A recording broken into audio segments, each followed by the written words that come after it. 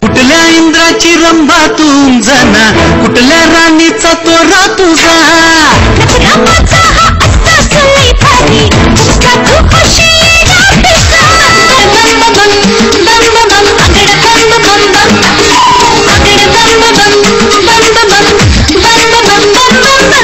विश्रांतीनंतर तुम्हा सगळ्यांचं पुन्हा एकदा स्वागत. आपण आहोत तृप्ती भोईर सोबत.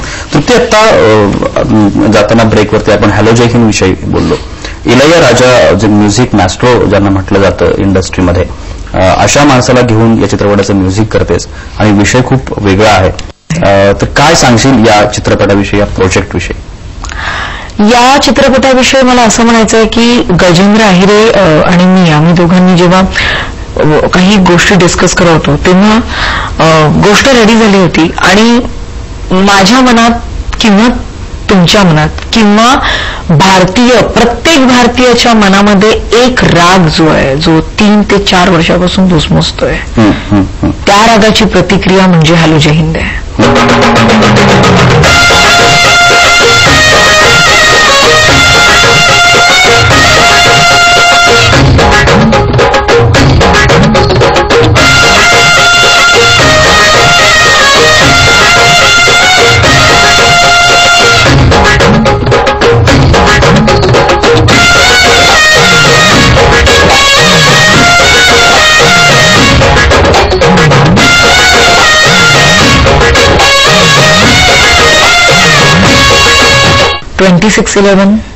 बद्दल त्याचा निषेध करणारा सिनेमा, किंवा जी घटना घडली, किंवा कसाबला आतापर्यंत आपण जे काय पाळतोय त्याबद्दल निषेध करणारा सिनेमा, किंवा एक स्त्री जिला पोलिसांशी कधी लग्नच करायचं नव्हतं आणि तिचं पोलिसाशी लग्न, एका हवलदारशी लग्न होतं आणि मग फायनली तिला हवलदार 10 वर्षाने का आवडतो, क्या बात आहे, तो सांगणारा सिनेमा आहे हॅलो जय हिंद. ज्या सिनेमाचा जो हिरो आहे, शौर्य पदक मिळालंय त्याला, हवलदारच आहे, पण एक घटना घडते त्याच्या आयुष्यात आणि पुरुषाचा नपुसकलिंग कसा बनतो शरीराने, याबद्दल बोलणारा सिनेमा आहे हॅलो जय हिंद. हॅलो जय हिंद हा बेसिकली हम गिरते हैं और हम संभलते हैं, मुंबई की तो ये स्टाईल आहे वगैरे आपण मोठमोठे बोर्ड लावतो, पण आता तेच बोर्ड किंवा आपले तेच विचार आपल्यासाठी किती हानिकारक आहे.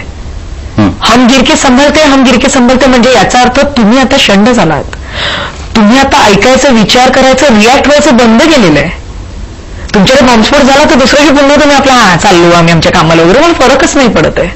तुम्ही रिॲक्ट व्हायचे बंद झालात. कुठे गेले मग तुमच्यातले ते स्वातंत्र्य सैनिक किंवा तेच रक्त आहे ना, तीच पिढी आहे ना, मग असे कसे आपण गप्प बसलो. मग हेच याबद्दल सांगणारा सिनेमा हॅलो जय हिंद. क्या बात आहे, क्या बात आहे. आणि या सिनेमाचं संगीत दिलं इलैयाराजांनी.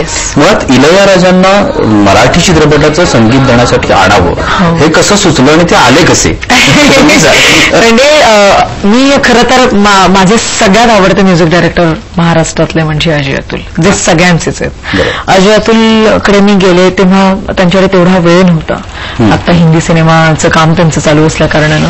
मग मला असं वाटलं की हे ज्यांना इन्स्पायर आहेत किंवा ज्यांना हे गुरु मानतात आपण त्यांच्याकडेच, कारण का मला दुसरी तोडच नव्हती, अजय अतुलच पाहिजे असं होतं माझं. मग आता काय, तर मग अजित समीरही माझे खूप लाडके म्युझिक डायरेक्टर आहेत, पण मला असं वाटलं होतं की मला मग इलैयाराजा, कारण का माझे आवडते म्युझिक डायरेक्टर आहेत ते, म्हणजे पूर्ण भारताचे आवडते म्युझिक डायरेक्टर आहेत. मग ते स्वप्न पाहायला मी सुरुवात केली आणि मग एक दिवस नंबर शोधून काढला. माझा पारस नावाचा एक मित्र आहे, तो हिंदी इंडस्ट्रीमध्ये काम करतो, तो माझा काही हिंदी इंडस्ट्रीशी काही घेणं देणं नाही आपल्या.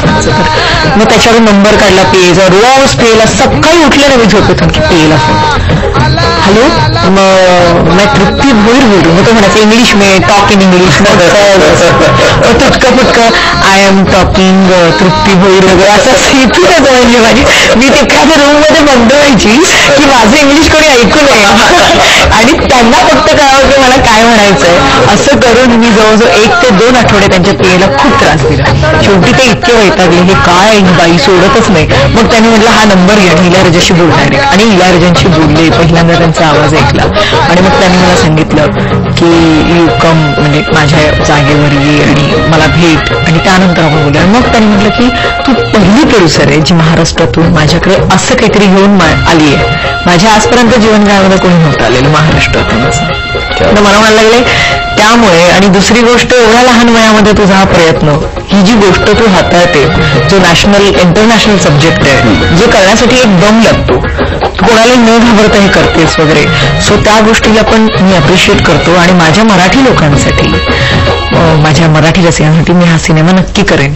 आणि मी म्हटलं बजेट मग त्यांनी आधी एवढं मोठं बजेट मला सांगितलं 80 लाख वगैरेचं मला बजेट सांगितलं. म्हणजे अहो याच्यात तर सिनेमा बनतो. मग त्यांना मी सांगितल्यानंतर ते म्हणाले तृप्ती यू डोंट वरी मला 1 सिंगल पेनी नाही देणार 1 रुपया नको देऊस मी तुझ्यासाठी असाच सिनेमा करेन.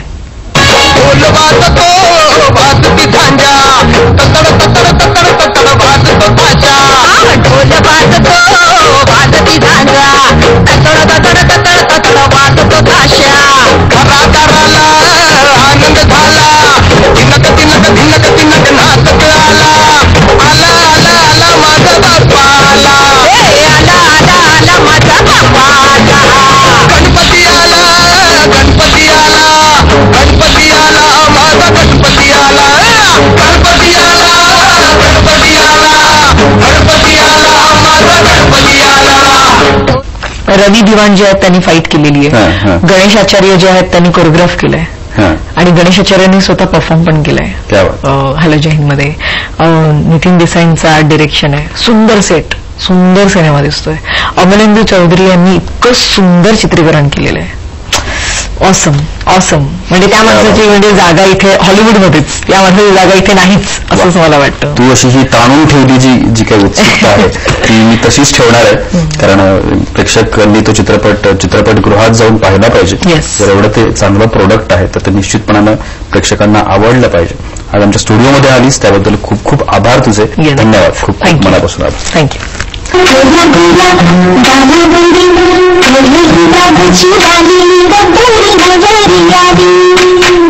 कुठल्या इंद्राची रंभा तू जना कुठल्या राणीचा तो तुझा